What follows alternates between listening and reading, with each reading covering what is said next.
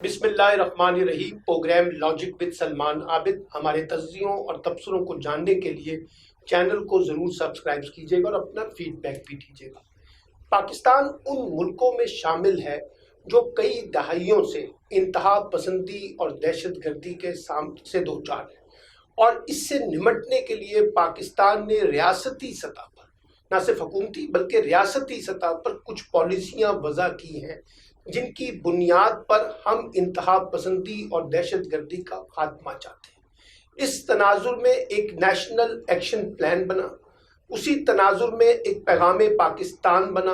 और साथ साथ नेशनल सिक्योरिटी पॉलिसी भी आई। मकसद ये था कि हम अपनी रियासत के अंदर जो ग्रे एरिया है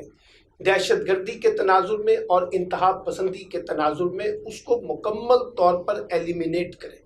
और किसी किस्म का कोई समझौता ना किया जाए उन लोगों के साथ जो इंतहा पसंदी को और दहशत गर्दी को ताकत फराहम करते हैं। इसी सिलसिले में तहरीक लब्बैक पाकिस्तान के ऊपर वफाकी हुकूमत ने पिछले चंद माह कबल एक पाबंदी लगाने का फैसला किया था, और जब उन पर पाबंदी लगी थी तो बहुत से लोगों का ख्याल ये था कि शायद तहरीक लब्बैक पर यह पाबंदी आर्जी साबित होगी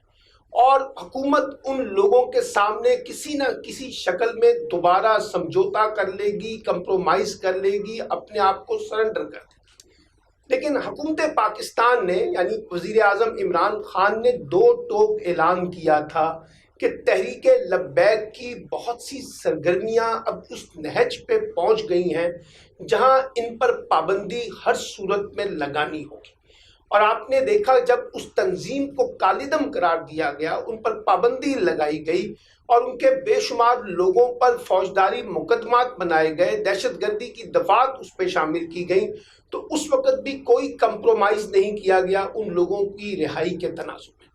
अच्छा, फिर एक माहिदा भी हुआ इन कालिदम तहरीक लब्बैक के साथ और हुकूमत के साथ, जिसके तहत फिर वो धरना भी खत्म हुआ था। लेकिन उसके बाद से हम ये देख रहे हैं कि तहरीक लब्बैक पाकिस्तान ने भी एक खामोशी इख्तियार की हुई है और उन्होंने इस पाबंदी को अमली तौर पे कबूल तो कर लिया है, लेकिन किसी ना किसी सतह पे पसे पर्दा कोई बातचीत भी चलाने की कोशिश की जाती रही है कि किसी तरीके से ये पाबंदी खत्म हो। लेकिन कल काबीना के इजलास में फिर जिस वक्त ये मामला सामने आया वजारत दाखिला की जानिब से, तो हुकूमत ने अपनी कैबिनेट की मदद से वाज़े तौर पर ऐलान किया कि तहरीक लब्बैक जिसे कालिदम करार दिया गया था उन पर यह पाबंदी बरकरार रहेगी।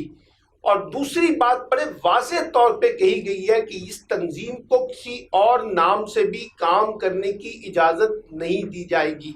यानी उनकी तमाम सरगर्मियां, उनके ऊपर पाबंदी बरकरार रहेगी। और ये इस वजह से हुआ कि एक तंजीम ने रियासती रिट को चैलेंज किया,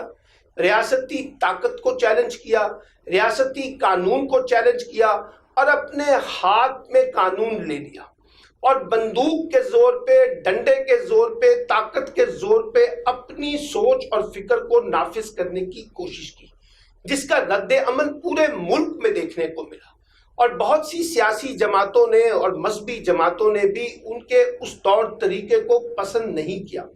और रियासत के अंदर भी ये सवाल उठा कि इन लोगों के साथ अगर आज कंप्रोमाइज किया गया तो ये आगे जाके और ज्यादा मसले पैदा कर सकते हैं।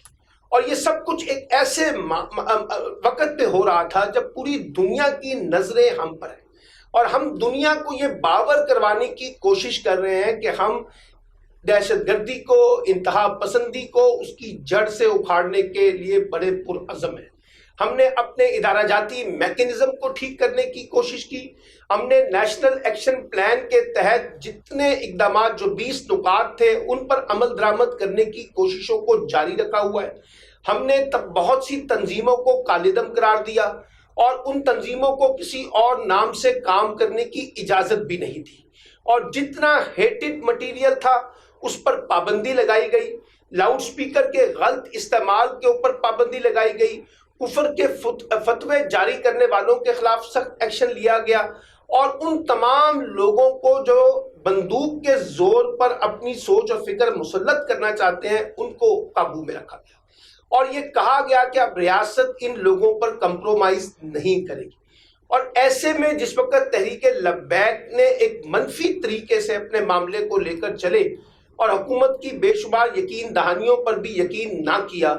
تو اس کا پھر ایک عالمی دنیا میں رد عمل آیا، اور دنیا نے کہا دیکھا ہم نے تو پہلے ہی کہا تھا کہ پاکستان اس سارے معاملے میں سنجیدہ نہیں ہے۔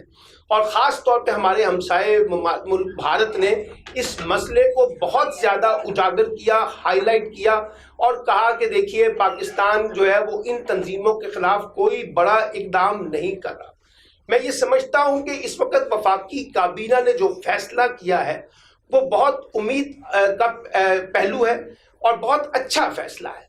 اس لیے کہ جو بھی تنظیم پاکستان میں کام کرنا چاہتی ہے، چاہے وہ سیاسی بنیادوں پر اور چاہے وہ مذہبی بنیادوں پر، اسے ریاست کے قوانین کا احترام کرنا ہوگا، اسے اپنے آپ کو قانون کی حکمرانی کے آگے سرنڈر کرنا ہوگا، اسے اپنے آپ کو غیر مسلح کرنا ہوگا، اور یہ جو مسلح جد و جہد ہے، جتھا برداری جو ہے،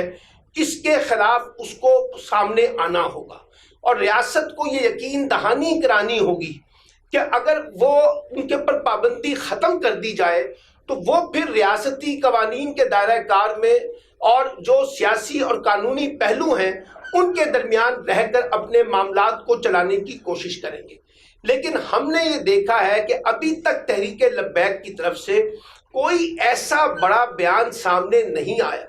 جہاں انہوں نے اپنے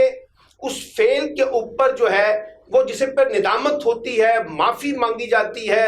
اور اس پہ یہ احساس دلایا جاتا ہے کہ ہم سے غلطی ہوئی ہے، ایسا نہیں ہوا۔ اگرچہ تحریک لبیک جو ہے پچھلے چند برسوں میں ایک بڑی سیاسی قوت ضرور بنی ہے، اور پاکستان میں اور بالخصوص پنجاب میں اس کے جو حلقہ جات ہیں، کانسٹیٹوئنسی بیسڈ پالیٹکس ہے، اس پر اس کے پاس 5 سے 15-20 ہزار ووٹ بھی ہیں، وہ ایک بڑی سیاسی طاقت کے طور پر سامنے آئی تھی۔ لیکن جس انداز سے انہوں نے اپنا طرز عمل شو کیا اس سے ان کی سیاست بھی متاثر ہوئی ہے، اور بہت سے لوگ جو ان کے حامی بھی تھے انہوں نے بھی اس عمل کو پسند نہیں کیا کہ ریاستی اہلکاروں کو زور کرنا، ریاستی اہلکاروں پہ تشدد کرنا، زبردستی کسی سے کلمے پڑھوانے، زبردستی کسی سے نعرے لگوانے اور زبردستی اپنی سوچ اور فکر کو مسلط کرنا، اس کو بھی انہوں نے پسند نہیں کیا۔ اور میں ہمیشہ سے کہتا رہا ہوں کہ تحریک لبیک اگر ایک سیاسی دائرہ کار میں، ایک قانونی دائرہ کار میں رہ کے کام کرے گی تو اس کا مستقبل آگے کی طرف جا سکتا ہے،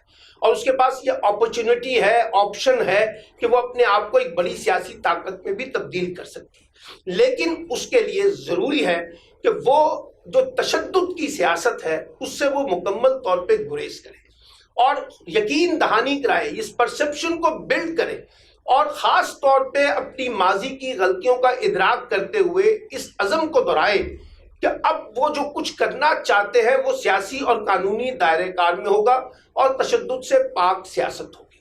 یہ اس لیے بھی ضروری ہے کہ اگر انہوں نے اپنا سیاسی وجود برقرار رکھنا ہے، اور میں یہ بھی سمجھتا ہوں کہ حکومت کو اس معاملے میں کسی دو عملی کا شکار نہیں ہونا چاہیے، وہ تحریک لبیک ہو یا کوئی سیاسی تنظیم ہو یا کوئی لسانی تنظیم ہو یا کوئی علاقائی تنظیم ہو، جو بھی ریاست کے خلاف بندوق اٹھاتا ہے اس کے خلاف ہر سطح پر ایکشن ہونا چاہیے، اور کوئی کمپرومائز ان لوگوں کی حمایت میں نہیں جانا چاہیے۔ یہ تاثر نہیں ملنا چاہیے کہ ریاست کمزور ہے، ریاست سمجھوتے کا شکار ہوئی ہے، ریاست ان لوگوں کی مدد اور حمایت کے ساتھ سیاست کرنا چاہتی ہے، تاکہ اس پوری پرسپشن کو دنیا میں بلڈ کیا جائے کہ پاکستان انتہا پسندی اور دہشت گردی کے خاتمے میں نہ صرف سنجیدہ ہے بلکہ اس کے خاتمے کے لیے عملی اقدامات بھی اٹھا رہا ہے۔ اور بہت سے لوگوں نے عالمی سطح پر پاکستان کے اس اقدام کو سراہا ہے، جس طرح سے ہم نے اس تنظیم کو کالعدم قرار دیا اور اب اپنے موقف پہ قائم ہیں، ابھی جھکے نہیں ہیں۔ تو اس لیے یہ موقع ہے کہ تحریک لبیک بھی اس میں لچک کا مظاہرہ کرے